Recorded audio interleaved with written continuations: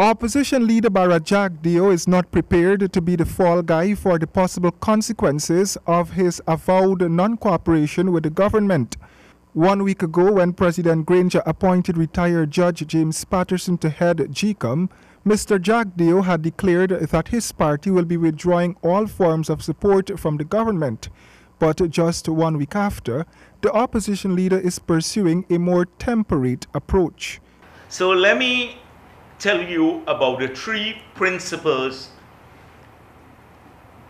that we're going to follow.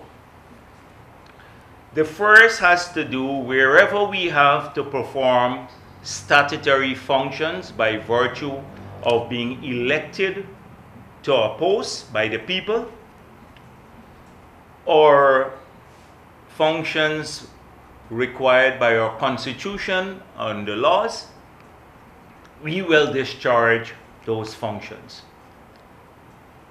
So where in the regions and in the NDCs, people were elected by their communities, they have to continue working, serving their communities. He had earlier said he will ask his party not to cooperate in that regard. Gov'T said he realized that if the regional organs do not function, it will certainly affect the lives of people. We will never contemplate any action that will harm people. Mr. Gov'T said too that the PPP will participate in all activities where it can expose the wrongdoings of the coalition.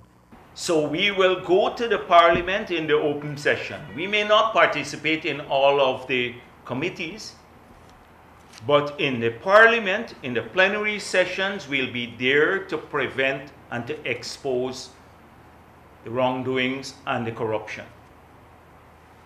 We will, in part of our statutory duties too, our commissioners will be in GCOM. The opposition leader has pledged to fight the coalition government with renewed vigor. Roy and James, HGP Nightly News.